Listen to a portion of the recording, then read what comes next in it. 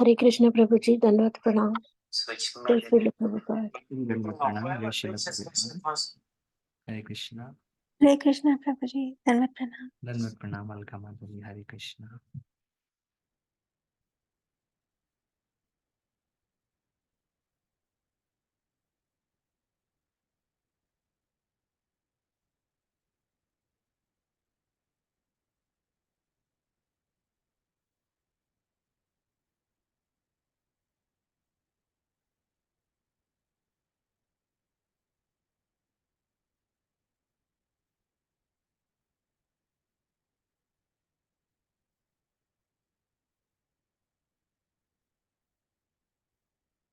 Now, is my sound audible? Clear? Yes, Prabhuji. Yes, Prabhu ji, yes. ओम अज्ञानतिमिरान्धस्य ज्ञानाञ्जनशलाकया चक्षुरुन्मीलितं येन तस्मै श्रीगुरुवे नमः। श्रीचैतन्यमनोभीष्टं स्थापितं येन भूतले स्वयं रूपः कदा मह्यं ददाति स्वपदान्तिकं। वन्देऽहं श्रीगुरो श्रीयुतापदकमलं श्रीगुरून् वैष्णवांश्च श्रीरूपं साग्रजातां सहगणा रघुनाथान्वितं तं सजीवं साद्वैतं सावधूतं परिजनसहितं कृष्णचैतन्यदेवं श्रीराधा कृष्णपादान् सहगणा ललिता श्रीविशाखान्वितांश्च हे कृष्ण करुणा सिन्धु दीनबन्धु जगत्पते गोपेशा गोपिका कान्ता राधा कान्ता नमोऽस्तुते। तप्त काञ्चन गौराङ्गी राधे वृन्दावनेश्वरी वृषभानुसुते देवी प्रणमामि हरिप्रिये। वाञ्छाकल्पतरुभ्यश्च कृपा सिन्धुभ्यैव च पतितानां पावनेभ्यो वैष्णवेभ्यो नमो नमः। नमो विष्णुपादाय कृष्णप्रेष्ठाय भूतले श्रीमते भक्तिवेदान्त स्वामिन्निति नामिने। नमस्ते सरस्वती देवे गौरवाणी प्रचारिणे निर्विशेषा शून्यवादी पाश्चात्यादेशतारिणे। पंचतत्त्वात्मकं कृष्णं भक्तरूपा स्वरूपकं भक्तावतारं भक्ताख्यं नमामि भक्तशक्तिकं। जय श्री कृष्ण चैतन्य प्रभु नित्यानंद श्री अद्वैता गदाधर श्रीवासादि गौर भक्त वृंदा। हरे कृष्णा कृष्णा कृष्णा हरे हरे हरे रामा राम राम हरे हरे। मुखं करोति वाचालं पंगुं लंघयते गिरिं यत्कृपातमहं वन्दे श्रीगुरुं दीनतारिणं परमानन्दमाधवं श्रीचैतन्यैश्वरम्। ओम नमो भगवते वासुदेवाय। ओम नमो भगवते वासुदेवाय। ओम। So today we are reading from Shrimad Bhagavatam. We are on second canto, chapter 7. The name of chapter is Scheduled Incarnations with Specific Functions. This conversation is between Brahma and Narada Muni. And Brahma is describing different Leela avatars, different incarnations. Last week we saw Varahadev, Yagya, Kapila, Dattatreya, four Kumaras, Nandarayan, Prithu Maharaj, Rishabdev, Hayagriva, Matsya, Kurma, Narsimha, Vamana, and some more. And the last one, then in the end, we saw Parasuram and Lord Ramachandra.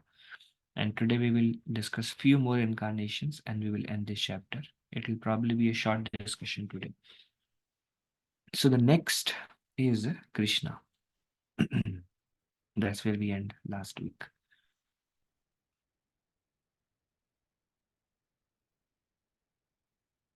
It is very interesting that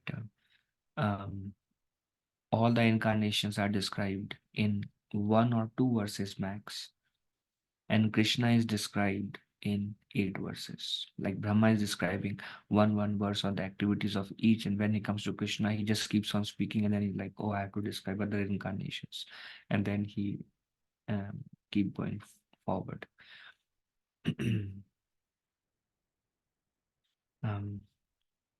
Third chapter, first canto, describes that Krishna is not an incarnation, Krishna is not an avatar, Krishna is an avatari. But because Brahmaji is going from Satya Yuga all the way down to Kali Yuga, when he finished Treta Yuga, he described Lord Ramchandra, and now he is describing Krishna and Balaram, and then goes up to Kalki. So about Krishna, Brahmaji says that Krishna descended with his original beautiful hairs. Sthita Krishna Keshaha. So Krishna's hairs are described as very beautiful. And so is Shri Chaitanya Mahaprabhu's hairs are described as very beautiful. If you see in our temples, Krishna hairs fall up to the shoulders. So he has long hairs and his hairs are curly. So Brahmaji says he descended from spiritual world in his original beautiful hairs. And his purpose of descending is to, external purpose is to diminish the burden of the earth. And he came along with his portion, plenary portion, who was Balaram. Balaram is described as good as Krishna. The only difference is Balaram ji mood is a servant of Krishna, but he has all the qualities of Krishna. The first expansion of Krishna is Balaram. And we see that during that time, Mother Earth was burdened by many evil forces. We don't see great demons in this age. If we see, I mean, we see, okay, Kali Yuga is there, it's progressing. The generation after generation, it is degrading, agreed. If we see our grandfathers, they were way more pious and spiritual. Then their children is very spiritual. And then our generation is little bit less. And then the next generation is even lesser. And the generation after is like very, very less. So we see that, yes, as Kali Yuga is progressing, people are becoming less dharmic. Atheism and others are increasing. But still we don't have demons like 10 miles long snakes or flying bat demon, or they can take any form, and their size is like touching the clouds. So we don't have those kind of creatures also. But when Krishna came, a lot of evil forces was filled. Mother Earth was filled with evil forces, that Mother Earth herself was so feeling so helpless that she went to Brahma and she told Brahma that you are the creator and the leader of this universe, and please help me. I am suffering in great condition. Then Brahma and everybody, they went to Narayan, and Narayan said, I will descend in my original form as Shri Krishna, and I will do this task of relieving Mother Earth from its burden. Now, whenever Krishna comes, he relieves Mother Earth from burden. Like we see that previous Lord Ramachandra came, and same thing. He began with killing Tadaka, and then there is Subahu, there is Marich, and later on Lord Ramchandra killed Karan and Karan Dosha, the brothers of Surpanakha. And then later on, he killed Indrajit, Kumbhakarna, and Ravana. So we see that time also a lot of evil forces were there, and Lord Ramchandra killed. This is one of the external reason. So Krishna comes, when Krishna personally comes, he does not come necessarily to relieve the mother earth for the burden that any of his incarnation can do. Lord Nrsimhadev did by killing Hiranyakashipu and Varahadev and kill Hiranyaksha. Any of the incarnation of the Lord can do. Then why the Lord personally has to come? Lord personally come actually to perform beautiful pastimes, um, to display his his own spiritual abode, Goloka Vrindavan, to perform pastimes which are very attractive. That is the main purpose. There are two main purposes. One is, so when we hear about him, I mean, he killed the demons also, that was more like a side task. But when we hear about him, when we think about him, then our heart become pure, can become purified, and we can go back to the spiritual world. And also he come to reciprocate the love of his devotees, love with his devotees, because it is said that even if we become pure, we cannot become absolute pure without personal association of Krishna. So there were many sages who were doing severe austerities for how many lifetimes.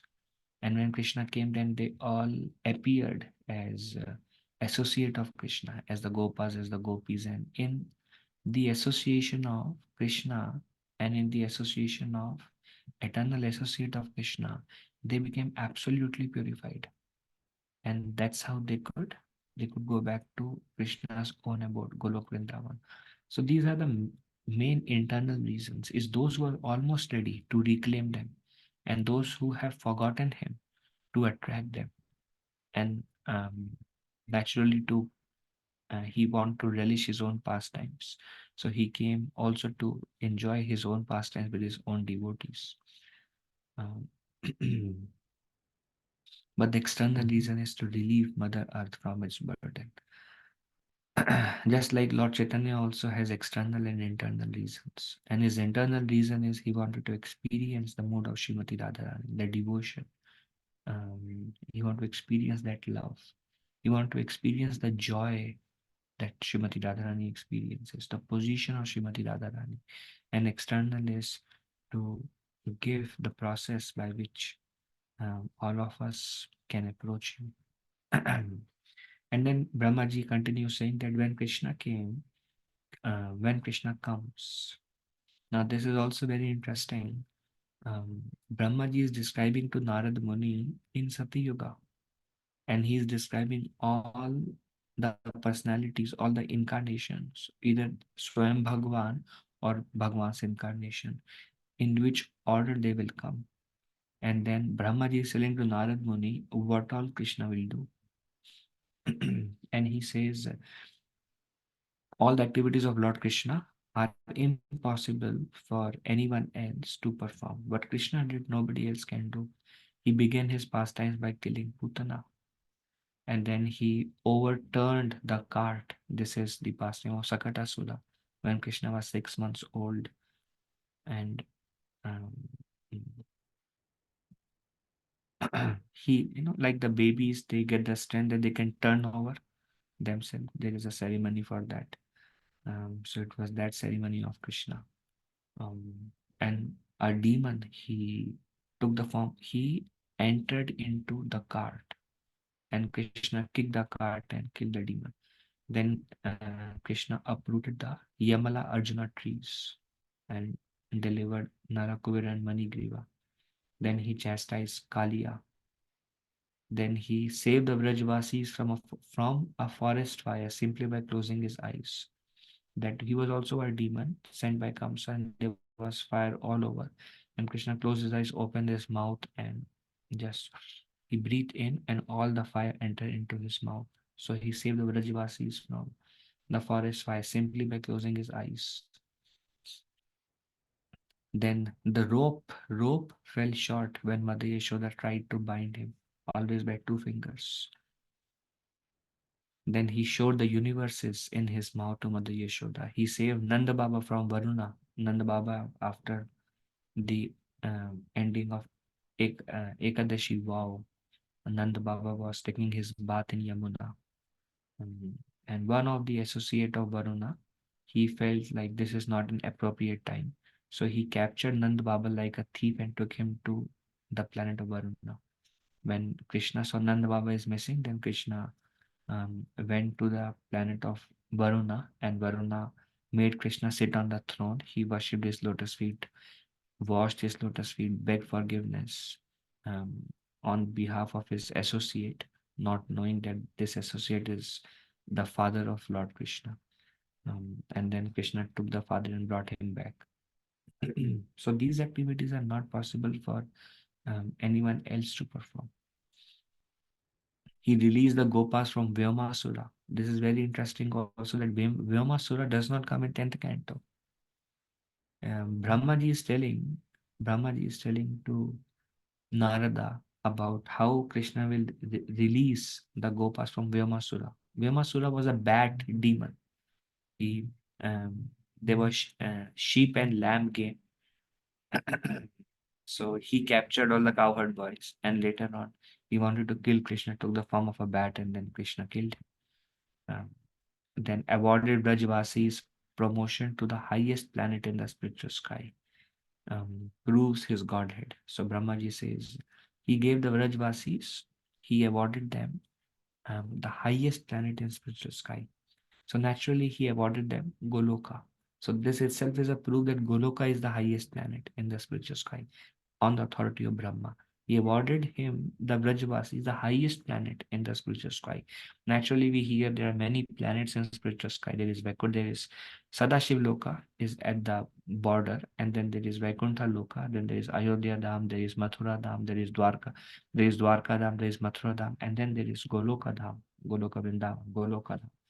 So Krishna awarded them the highest planet in the Vaikuntha Loka. This also shows that Krishna is the owner of the highest planet. Indirectly, Krishna is the Supreme Personality of Godhead.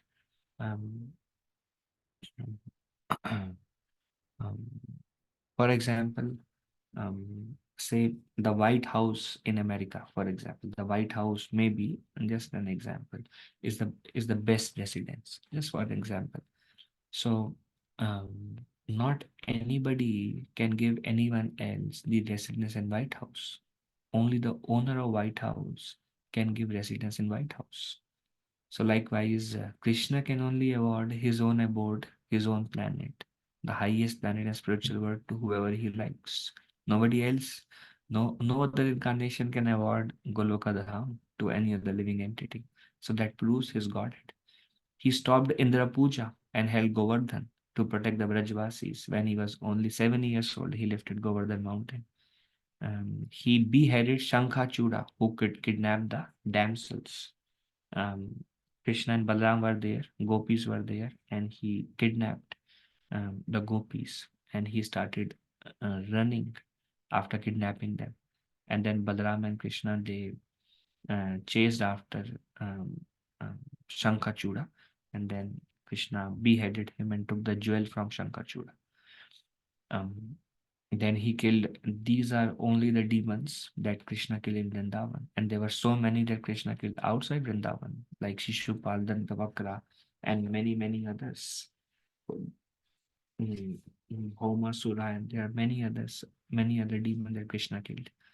Either personally or through his devotees, like he either personally killed, most of them he killed personally, and remaining he killed through Balaram and Arjuna. Some, like Pralambasura,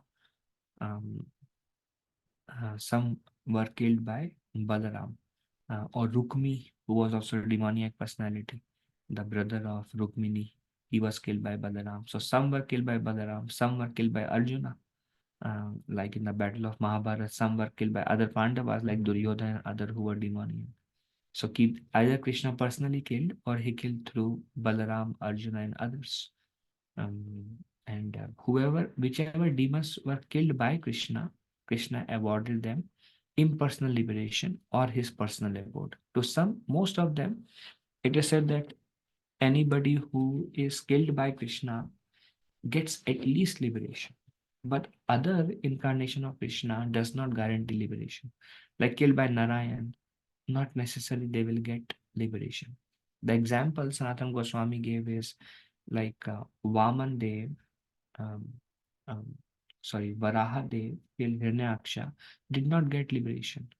Hiranyakashipu killed by Narasimhadev did not get liberation, and they came back as Shishupal and Dantavakra. But whoever was killed by Krishna were liberated. Krishna is the only one. Others may or may not get liberation.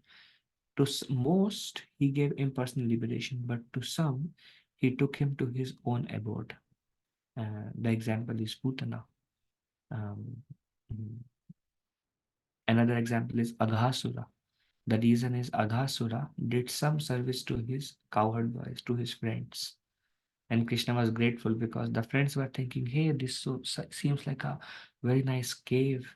There are like ups and downs. Sounds very exciting. Let's go inside and see what's there. Then other cowherd boys will think because Krishna, Balaram, and other they recently moved to Vrindavan. Previously, Krishna, Balaram, Nanda Baba, Mother Yashoda, Rohini Devi, they were living in Gokul Mahavan.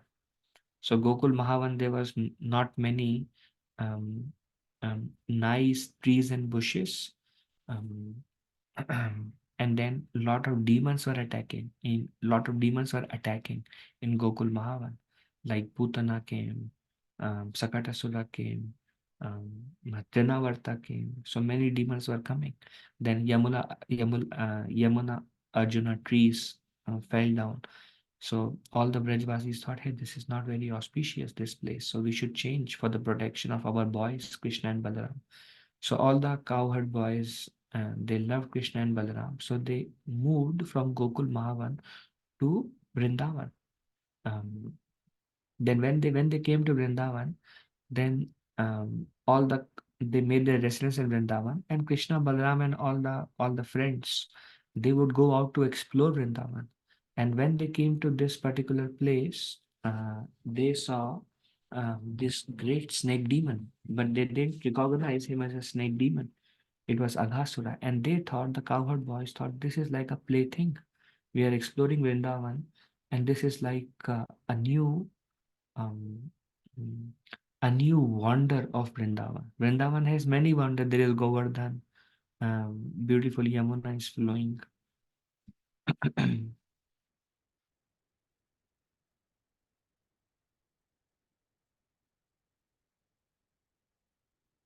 Mhm.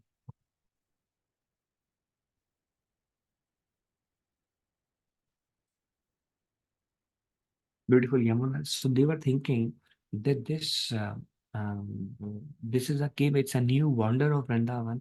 Vrindavan gives some caves in the mountains. So we should explore what is there. So they're just exploring. But the cowherd boys also thought, but there is some bad smell coming as if rotten um, flesh, smell of rotten flesh, because he's a snake. He's a Aghasura. He would kill all the animals as his food. So from his stomach, this rotten smell was coming. So then they thought, where is this rotten smell coming from? It seems like coming from inside the cave. And then they looked and he is 11 miles long, so they could not perceive. And he has this huge teeth that sounds like another wonder of Vrindavan. Everything is like they are perceiving it in a different way. And then some of them thought maybe he is a huge snake, Ajgar, and maybe he is a demon. And then they thought, so what? Even if he's a demon, Krishna is there. Krishna will take care of demons. There is no demon that could stand in front of Krishna. So let us go and let us explore. So they were very joyful and they were laughing. They were catching each other's hand and they are running inside the mouth of Aghasura with the faith that whoever that is, Krishna is there to protect us anyways. So because it is said, because Aghasura did some service to cowherd boys, he gave them joy. And Krishna was pleased. Krishna killed him, but Krishna sent him to his highest planet, Golokadham. And Krishna sent Putana because she rendered some service of offering her milk to Krishna. So Krishna is like, oh, she's taking the role of my mother. So she's like my mother. Gave her a position of mother in Vrindavan. So the pastimes that Krishna performed, nobody else could. And then the next incarnation is Vyasadeva. Now Vyasadeva is not a, now there are many kinds of incarnation. There is Vyasadeva is not a Krishna Tattva or Vishnu Tattva. Vyasadeva is Jiva Tattva, means a living entity, but he is empowered to write. Um, Considering um, Vedas to be difficult for less intelligent people, Vyasadeva divide the Vedas into 4 branches for Kali Yuga people. It is said that in Kali Yuga, people are not much interested in philosophy, and it is very hard for them to understand tattva, philosophical truths. But things like pastimes are very easy, and they are very much attracted to it. So Vedas are very condensed philosophy and very hard for people in Kali Yuga to understand. So Vyasadeva, he simplified it because he saw that Kali Yuga is coming. The Vedas are coming from the Supreme Lord, but people do not have that intelligence. It is said that Manda Sumanda Matya Manda Bhage Upadhyata. It is described in first chapter, first canto, that people in this age of Kali are less intelligent, cannot comprehend. The force of Kali is very powerful. Material energy itself is very powerful. The combined effect is very powerful. And people life are so short. Alpa Ayu. They live only for few years, and their intelligence is not developed, so they will miss the purpose of life. They cannot understand. And on the other hand, people don't have time because people are so busy with other activities. So Vyasadeva saw that, oh, this is not suitable for this age. So he divided the Vedas into 4, simplified it, and then he wrote Mahabharat and Puranas with many stories to attract the mind of people, and at the same time give them pure bhakti. Then Buddha came to bewilder the mind of atheists and preach sub-religious principles. So we see the before Buddha came, everybody turned into atheist because or Mayavadis because of the influence of Shankaracharya, who said there is no God and we are all God. And God does not have a form. So some kind of atheism. So he said, so he refuted them. Then there is Kalki.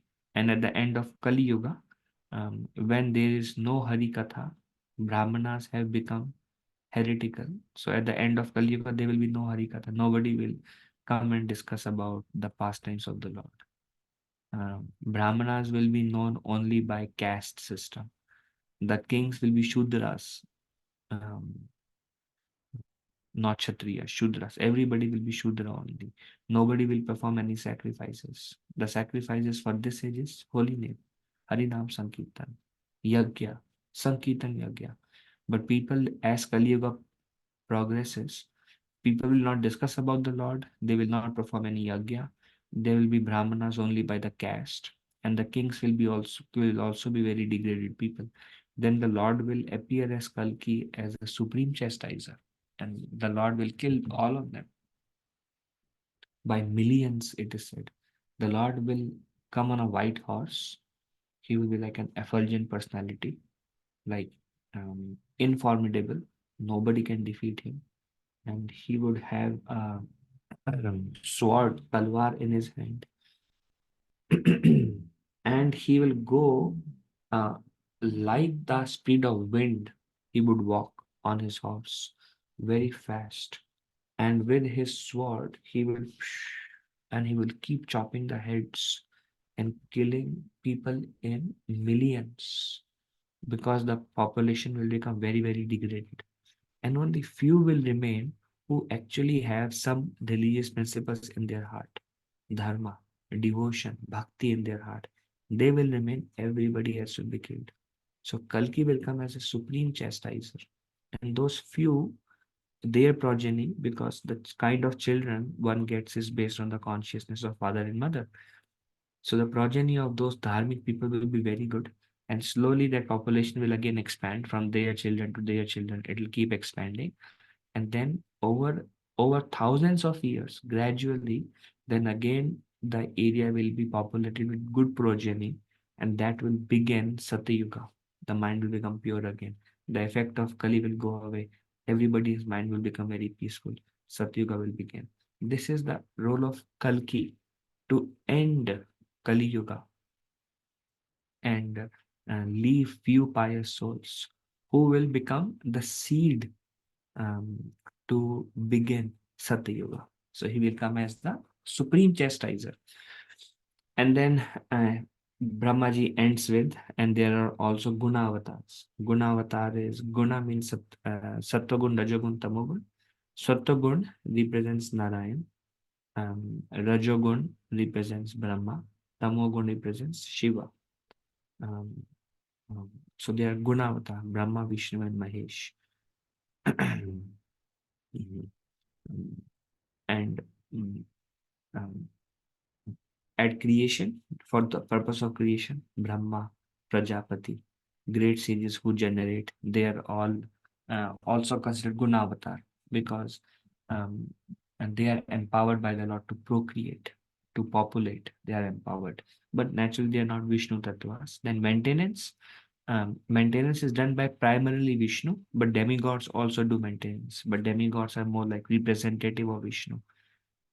But they are also Sattva-guna. They are empowered by the Lord to maintain. For example, Indra is maintaining by providing sufficient rain.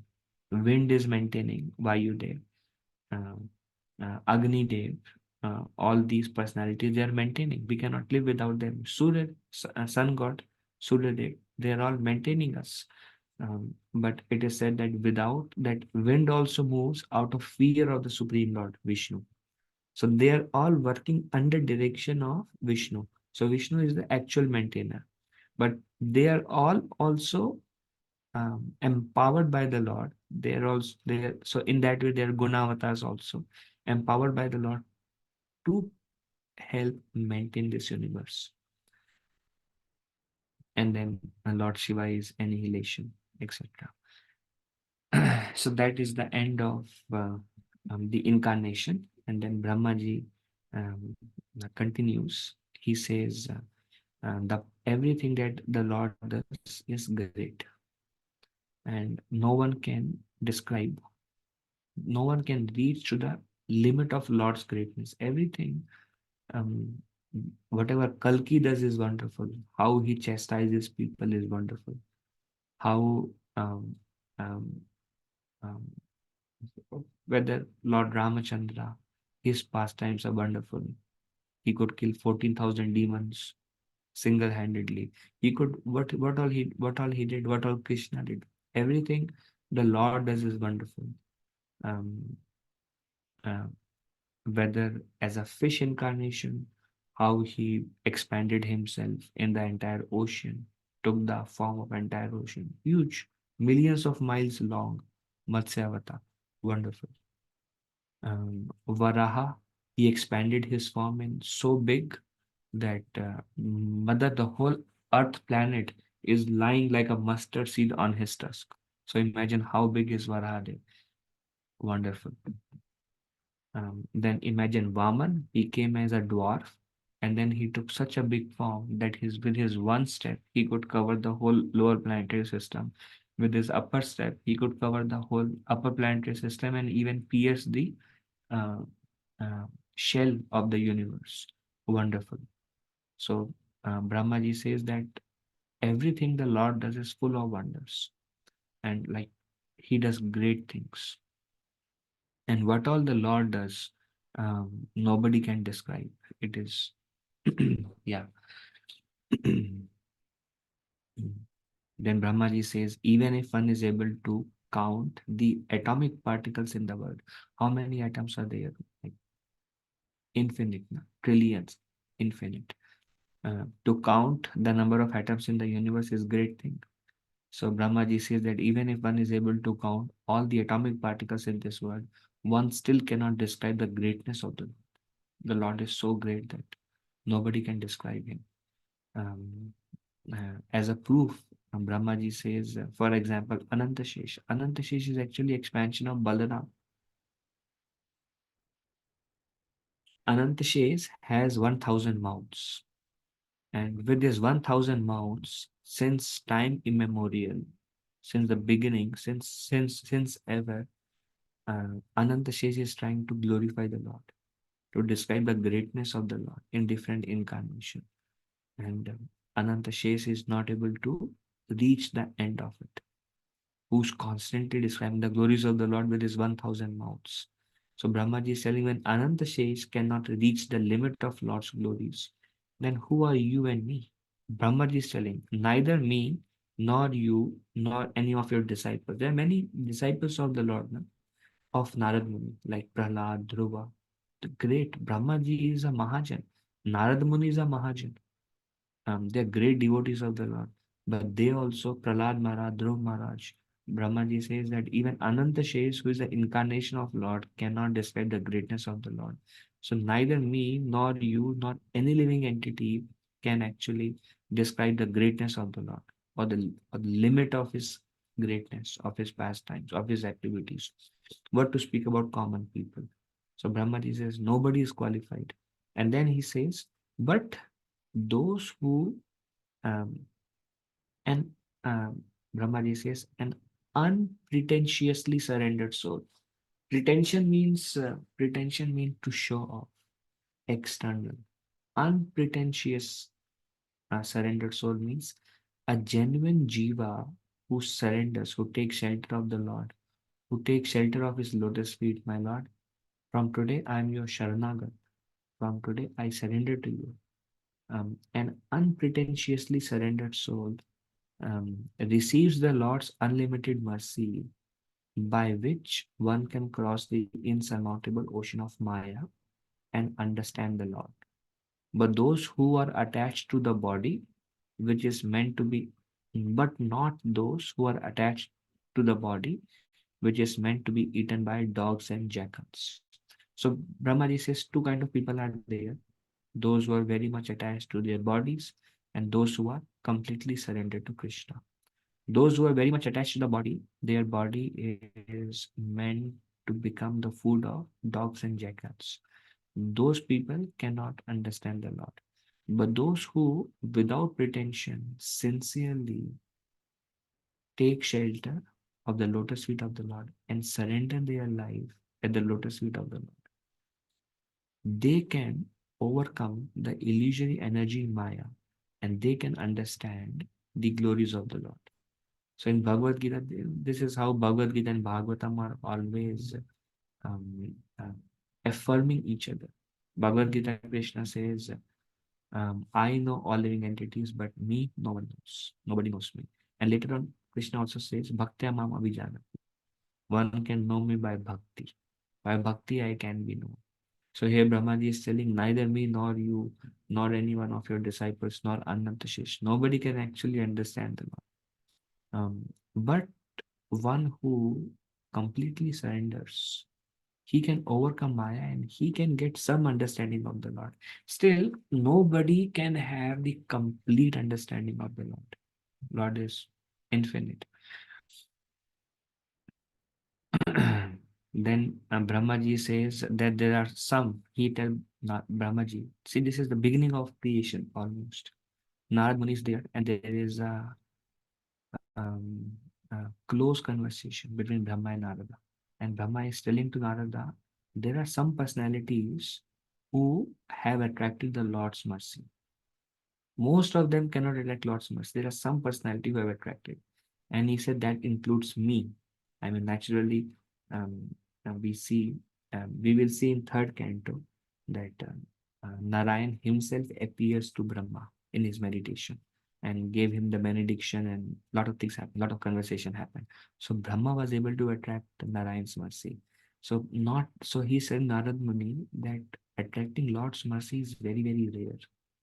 I mean, I don't know how many of us are actually able to attract Lord's mercy. Very, very rare to really attract the Lord's mercy. I mean, we are practicing, but the Lord has not given his darshan to us, or um, we are not like specifically empowered, or like we have not like personally realized the Lord. We are practicing the path of bhakti, but we have not become so dear to the Lord that the Lord comes and reveals himself to us, or we have not developed that love for the Lord. But Brahmaji says it is very, very rare to receive the mercy of the Lord, but I have attracted that mercy. That also is faith giving, that Brahma is telling, I have attracted, because he personally saw the Lord. We have not, but he has, and he sharing Narada, I have attracted Lord's mercy. You have attracted Lord's mercy. This also very nicely, the conversation is between Brahma and Narada. They are, they both have personally realized the Lord, and they are discussing about the Lord. And we are so fortunate that we are able to be a part of that conversation.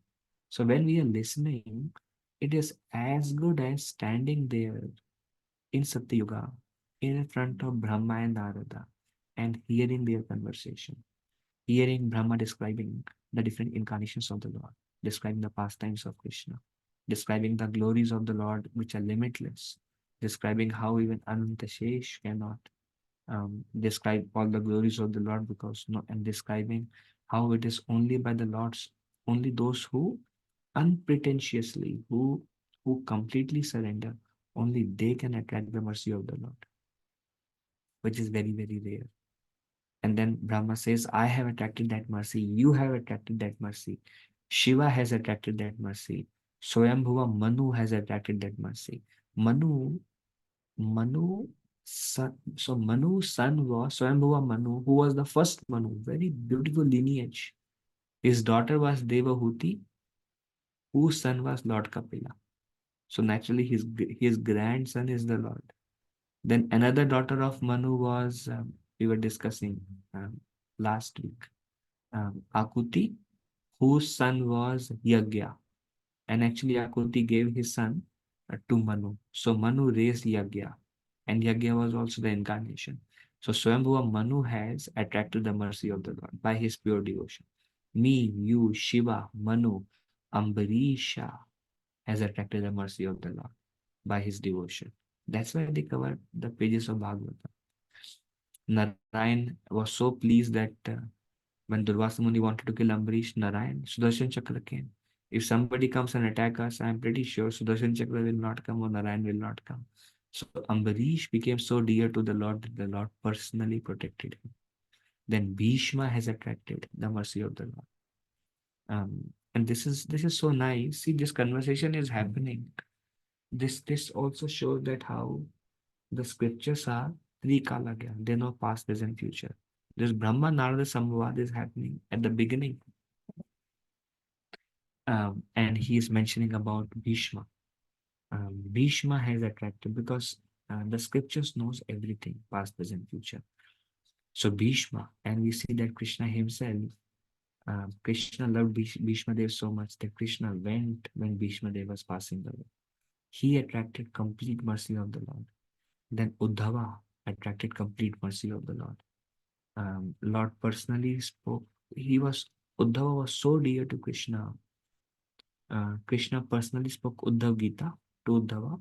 And then when the whole Yadu dynasty was about to be um, destroyed in Prabhas Kshetra, then Krishna told Uddhava, you leave from here.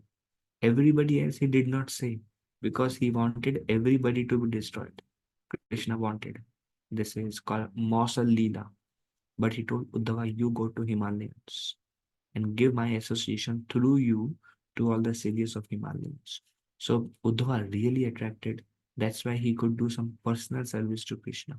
He was so dear to Krishna that Krishna chose him to do that service. It is also said that when we do some service to Krishna, it is Krishna who is choosing us to do that service for him. And why? Because there is some mercy we have received. That's why Krishna is choosing us to do some service for him. So Krishna chose Uddhav for this. Prahlad attracted the mercy of the Lord. So much mercy Prahlad attracted. The Lord was there with him all the time. Whatever situation Prahlad was put in, the Lord was personally protecting him from his own abode. He was not there personally, but he was personally protecting Prahlad in all situations. And to protect Prahlad, the Lord became angry, and the Lord came and killed Hiranyakashipu. And then the Lord embraced Prahlad. So Prahlad really attracted the mercy of the Lord. And then Vidur, then Dhruva attracted the mercy of the Lord. The Lord came with Garuda at a very high speed and woke up Dhruva standing in front of him and personally embraced Dhruva, reciprocated or fulfilled all his prayers and called Dhruva to rule his own abode. Who has the guts even to go to the abode of the Lord? The Lord's abode is Shvetadvip, the milk ocean. And he told Dhruva, you rule the whole abode. So this is Dhruva really attracted mercy of the Lord. Then Vidura attracted the mercy of the Lord. And we see during the last conversation between um, um, Uddhava and Krishna, Krishna is telling to Uddhava and Maitreya that give this knowledge to Vidura. And Uddhava met Vidura, and Vidura asked what was Lord thinking or speaking before departure. And Uddhava told Vidura that the Lord was actually discussing about you. And the Lord told Maitreya Muni that whatever you have heard between me and Uddhava, you give this to Vidura. So Vidura was in the heart of the Lord, was very dear to the Lord. Why? Because Vidura was always protecting Dharma. Vidura would always give the right advice. He would tell Dhritarashtra, your son, kill him. That is the cause of all this fight between the family members. He is the root cause. If you kill him, don't listen to him. Everybody will be peaceful. Give this kingdom to the rightful people, the Pandavas. And whenever Dhritarashtra and others, they would do any shadyantra. Shadyantra means they would devise all these evil plans, game of dice, and all these evil plans, bring them in the house. Vidura will always go and tell them, be careful, be careful. So Vidura was always toward the side of his devotees. So Vidura, and there is third canto, fourth canto, they are actually discussion between third canto, beginning is discussion between Uddhav and Vidura, and remaining third canto and fourth canto is the conversation between Vidura and Maitreya. So Vidura really attracted the mercy and attention of the Lord. And then there is Arjuna. Arjuna attracted the mercy of the Lord. That Krishna became, Krishna could have chosen Yudhishthir Maharaj. He could have chosen Bhima, but he personally chose to become the driver of Arjuna. And he showed his universal form to Arjuna, gave the knowledge to Arjuna, which even other Pandavas could not hear. And the reason is actually Arjuna was very surrendered. Recently I was thinking, this is a wonderful point. I was recently thinking and I was amazed. Krishna did not always, whatever Krishna do is dharma. Dharma is not what we feel as the right thing, being very truthful. Dharma to Sakshat Bhagavat Pranita. Whatever Krishna desires is dharma. Because Krishna is dharma personified. So I was thinking, see how surrendered Arjuna was. Karna was, his chariot wheel got stuck. So Karna and his horses were tired. So Karna went, he went down. He went on the floor, on the ground, and he was without a weapon. He left his bow and arrow aside, and with his hands he was trying to uplift the chariot wheel with his strength so that he could again fight with Arjuna. And when he was doing that, Krishna told Arjuna, shoot. Karna was shocked. Karna was like, how can you do this? I'm not in, I don't have my weapons with me, and both the hands are engaged in uplifting the chariot. And Krishna told Arjuna, shoot, kill him now. So Arjuna was little bit like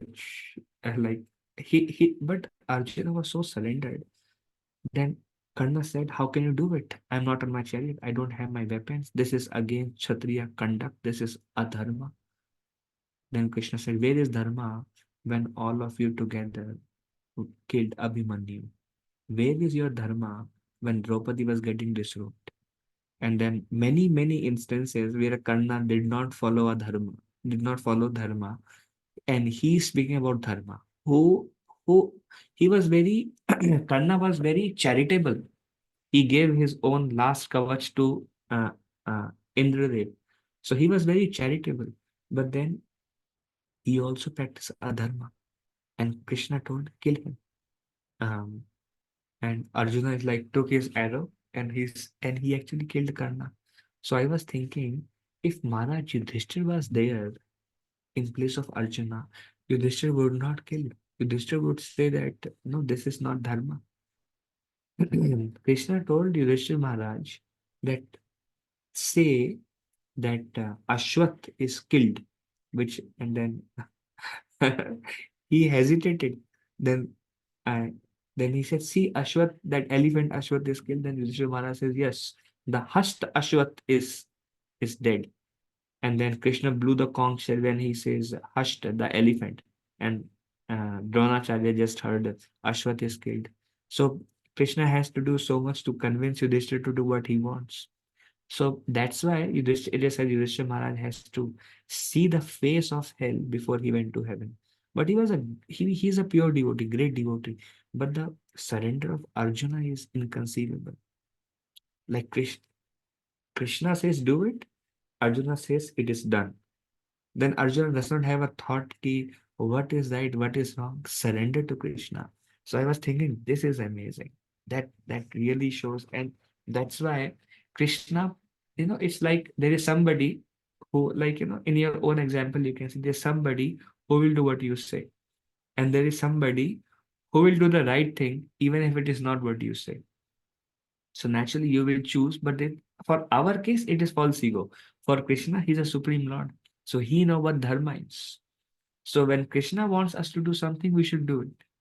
Um, so Arjuna, that's why because he was surrendered, Arjuna received the mercy of the Lord. And in our case, it is said that we should do what devotees tells us to do. That is our surrender. Sometimes when devotee tells us to do something and we think, no, this will have this repercussion, or I don't think they are thinking from their mind. I think they are thinking from their emotions. We may have so many views. The plan of Krishna is known through the plan of Krishna's devotees. So because Arjuna was surrendered to Krishna, Arjuna received the mercy of Krishna, and Krishna is like, like there is you don't choose, you choose only those who are really surrendered to you. Likewise, Krishna choose only those who are really surrendered to him. They receive the mercy of the Lord, they can understand the Lord, they can get free from the influence of illusory energy, Maya. And Krishna brings only those people to his home. You have a home, you don't bring anyone and everyone outside, homeless people and those people who may have many bad habits or may drink, smoke, or violent. You won't bring those people to your home. But there is somebody whom you really love, whom you have full faith, who also loves you very much, lot of appreciation. When there is a strong bond, you want them to come to your home and stay for a few days. Others who are staying on the street, you don't want to call them. Likewise, this material world, they are the souls. This material world is filled with souls who are against Krishna and who have become very selfishly motivated and interested in themselves, and they are envious of Krishna. This is what material world is filled with. But among those whom Krishna sees that this devotee really loves me and he is very surrendered, those people Krishna will pick among 7 billion humans, or maybe some other also can go back to Krishna. A rare case like the dog went when Mahaprabhu gave him Mahaprasad. his own Mahaprasad. So some animals can go, but generally, let's say 7 billion humans, Krishna will pick out these people, and they really love me very much. And throughout their life, they had shown by their example their surrender, their devotional consciousness. Krishna will pick those, they will participate in Krishna's personal presence. So Brahmaji says that it is very, very difficult. Only by unpretentious surrender, one becomes dear to the Lord, and they will be able to attract Lord's mercy, and they can understand the Lord. So then now Brahmaji says, and many others, Arjuna and many others who were thus successful and attracted Lord's mercy. There were many who could attract Lord's mercy, but it is still extremely rare to attract Lord's mercy. Even lower persons can know the Lord by a devotee's mercy. This is very, very nice. Wow, it's almost 11. So I'll just summarize now, because I think we want to do the next chapter next week. So here, then this is very, very nice. Brahmaji says even lower persons can know the Lord by devotee's mercy. So here Brahmaji says even those who are envious, who are low born, unqualified, they can also cross over the material ocean and know the Lord if they are inclined to surrender to the pure devotees and learn from them. So Brahmaji says many have attained the mercy of the Lord and others have not. But others who are not qualified, if they surrender to the pure devotees of the Lord, and if they somehow become dear to the pure devotees of the Lord, even though by qualification they are unqualified, they will also receive the mercy of the Lord. That's why it is said that the mercy of the Lord flows through his devotees. And that's why we say that it is very, very important for us to accept a spiritual master. Spiritual master is a pure devotee of the Lord. And our spiritual master, they are confidential servant of the Lord. Tatrati Dakshad. Dakshad means they are expert in serving Krishna personally. They have attracted complete mercy of the Lord. They have attracted complete devotion, pure devotion, which is given only by the Lord's mercy. And their heart is filled now because of Krishna Kripa. Their heart is filled with pure bhakti. So they are very dear to the Lord. And when they accept us, then they pray for us. And then they guide us. And if somehow we become a recipient of their mercy, this is what Brahmaji is telling. Even though we are unqualified and we have all these unwanted habits, if you become dear to the pure devotees of the Lord, somehow or other, yena kena prakaram, somehow or other, if we can become dear to the devotees of the Lord, we will also receive the mercy of the Lord.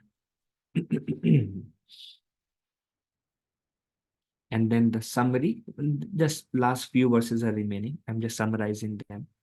And then Brahmaji describes about the Lord can be understood in 3 features. There is Brahman feature, there is Paramatma feature, there is Bhagwan feature. And Brahman feature, it is said there is Brahman feature is full of happiness, free from grief, and it does not have a form. And it is said that Bhagwan feature, all the qualities of Brahman are seen more abundantly in Bhagwan. So this also is this verse is also a verse that um, uh, describes the supremacy of Bhagwan over Brahman and Paramatma.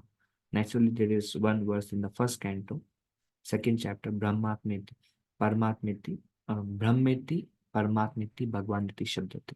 There is one verse, and here he specifically describes that whatever qualities are there in Brahman, magnified it many, many times, that are present in Bhagwan and more. The personal feature is there, loving relationship is there, lot of service is there, pure devotional service is there. All these things are not there in Brahman, but whatever Brahman has happiness, no anxiety, no lamentation, liberation. Whatever Brahman has, way more Bhagwan feature has, and many, many more also. and likewise with Paramatma also. So glorifies this.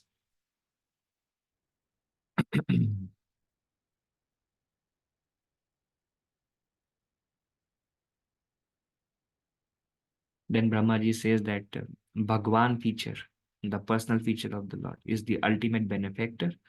And if one performs anything to please the Bhagwan feature, like for us Krishna, if one render any devotional service to Krishna, like chanting his holy name, hearing about him, then even if the body is finished before perfection, the result is carried over.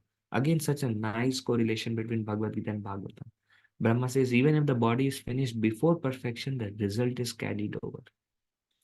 We like, or same as Neha Vikramanashasti Prattavana Vidyate Swalpamapi Yasa Dharmasya Prayate Mahatobhaya, little advancement will be carried over.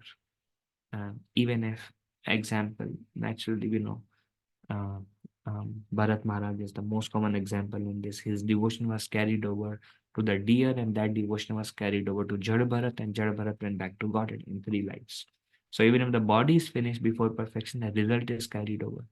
In other words, whatever bhakti we are performing, the benefit that we are going to receive is eternal, because this result is carried over. And others who are not devotees of the Lord, and they are working so hard to accumulate some name, fame, and some wealth and some position, and they are working so hard to get all these things. And what is going to be carried over in their next life? Nothing is going to be carried over. But just the next birth is simply based on their karma. But for us, that is why I said bhakti is the best investment of time, because what we are doing now is of eternal benefit to us. And this, whatever we are doing right now, what we are discussing Bhagavatam, this will increase our bhakti and is carried over. And every single day that we are chanting, associating, serving, going to temple, this is going to be carried over even if you don't attain perfection in this life. So it is all encouraging. And finally, in the end, Brahmaji says, my dear son, thus I have explained to you the brief about the Supreme Lord, about this universe, about the creation, about the Lord's incarnation. Now, having received all this knowledge from me, distribute the Shrimad Bhagavatam as it is spoken by me. Describe it with determination in such a way that it will give rise to bhakti in all living entities. So this also glorifies our disciplic succession. And we see here Brahma is the spiritual master of Narad Muni, and Brahma is himself telling to Narad Muni, my dear son, now I have given you this Shrimad Bhagavatam. Now distribute it as it is spoken by me to you. And we see Narad Muni distributed it to Prahlad, to Dhruva, to Vyasadeva, and Vyasadeva further carried on. So Narad Muni fulfilled the instruction of his father as spoken by the Lord to me. This is very nice. Distribute the Shrimad Bhagavatam as spoken by the Lord to me. Describe it in a way to all living entities so that it can give rise to bhakti. And how the Bhagavatam should be described to others? Bhagavatam should be described to others in a way that their bhakti should increase. Their attraction to the Lord should increase. That's how Bhagavatam should be given. And that Prabhupada also says Bhagavatam should not be heard or understood from Mayavadis or from Bhagavad Saptaha or from those who are not devotees of the Lord. Because ultimately the purpose of Bhagavatam is to glorify the Lord. So describe it in a way that it gives rise to bhakti in all living entities. And we see whoever heard from Narad Muni became a bhakta.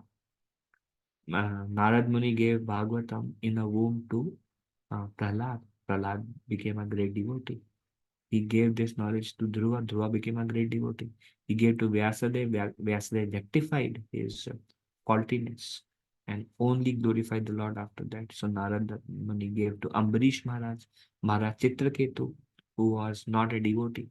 When he lost his son, he gave him knowledge and he became a great devotee. And later on, he came as Vratrasura. So he's telling Narad Muni, give it with a bhakti perspective. And now the last verse of today, and last verse of this chapter, it says, if one constantly describes Maya in relation to the Lord, remembers Maya or hears about Maya with proper faith, he will not be bewildered by Maya. Once again, if one constantly describes Maya in relation to the Lord, remembers Maya or hears about Maya with proper faith, he will not be bewildered by Maya. In other words, Brahmaji gave this benediction to Narada that you should describe about the Lord and you should describe about Maya. Maya, describing about Maya, hearing about Maya, remembering Maya means, oh, this is illusory energy. Oh, um, I am covered by the mode of passion, ignorance right now. These modes are acting on me, or telling how all these things that people attain is temporary and will not be carried over. And they are working so hard, thinking that it will be of eternal benefit to you, but it is illusion because the result will only be there as long as the body is there. And on the other hand, the pleasure in this world becomes a source of misery tomorrow. So, I mean, just one or two lines, but if you see Srila Prabhupada's books, Srila Prabhupada's books speak about the temporary nature of this world. Krishna also described about this world as Dukhalyam Shashvatam. It is temporary and misery. So description about the temporary nature of this world will not bewilder us in this world. And description about Krishna will attract us to Krishna and increase our bhakti. So Brahmaji is telling to Narad Muni, describe Bhagavatam in these two ways. Describe Maya and describe the pastimes of the Lord and the activities of the Lord, the teachings of the Lord. And in a way that bhakti can increase. And if you do these two things, then their bhakti will increase and they will not be bewildered by the illusory attraction of this world. In this way, the living entities can attain perfection. So that is all that we have for today. And after this, again, we go back. Now, this is the end of the conversation between Brahma Narada Samvad. Now, this was the question asked by Maharaj Parikshit to Sukadev Goswami about the universe. And Sukadev Goswami answered by describing the conversation between Narada and Brahma, which continued for 2 chapters, where Narada asked Brahma, are you the Lord? There is nobody beyond you. Are you the ultimate creator? Uh, Tell me about how the creation takes place. And Brahma describes everything, that how everything's come from Narayan, and he becomes so attracted by Narayan by describing about everything about Narayan that he just could not stop himself. And Brahmaji went on describing all the incarnations of Narayan, their pastimes, and he gave him instruction. Now you have heard Bhagavatam from me. Now you go and distribute this Bhagavatam and tell about the glories of the Lord and about the reality of illusory energy. And in this way, people will be delivered, gave instruction.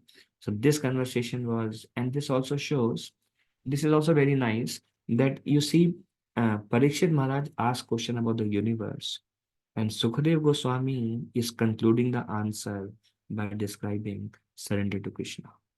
He told him about the universe, but ultimately he is ending by giving the instruction. Speak about the Lord, see the illusory nature of the Lord, and worship the Lord, surrender to the Lord, unpretentiously surrender. Try to get the mercy of the Lord. It is nowhere connected to the question of Maharaj Parikshit. But Sukadev Goswami, this is how we should be able to answer the questions raised to us also, following the footsteps of Sukadev Goswami, is by connecting everything to bhakti. That's what Chaitanya Mahaprabhu also did. He would answer everything, any grammatical question put forward to him, he would answer the relationship to surrender to Krishna, because everything comes from Krishna. Everything and Shuddha Bhakti perspective. So that's all we have. If there's any discussion, we can take now.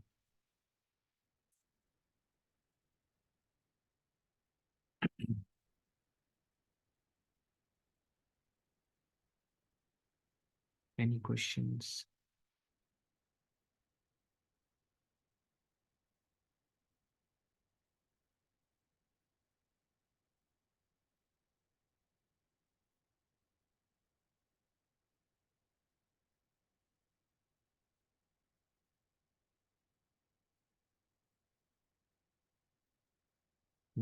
Hare Krishna, Prabhuji, Dandavat Pranam, Jai Shri Prabhuji. Dhanavad Just one quick question, Prabhuji. So this was which chapter from second canto? Say again. Which chapter this was from second canto? Mataji, this is 7th chapter, second canto. Second canto. Okay, thank you, Prabhuji. Okay, so if there is nothing else, we can end here. If I spoke anything wrong, please forgive me as a humble servant. वंशकल्पतरुभ्यश्च कृपा सिन्धुभ्येव च पतितानां पावनेभ्यो वैष्णवेभ्यो नमो नमः। अनंत कोटि वैष्णव वृंद की जय। श्रील प्रभुपाद की जय। दंडवत प्रणाम। Hare Krishna. Thank you, Prabhuji. Hare Krishna. Dandavat pranam. Thank you. Thank you, Prabhuji. Hare Krishna. Dandavat pranam. Thank you, Prabhuji. Hare Krishna. दंडवत Hare Krishna Hare- Prabhuji. Dandavat pranam. Girish Prabhu दंडवत प्रणाम। Hare Krishna Prabhuji, Dandavat Prabhuji. Pranam. Sanjay प्रभु हरे कृष्ण। अलका माधुरी हरे Krishna. Hare Krishna. विनय हरे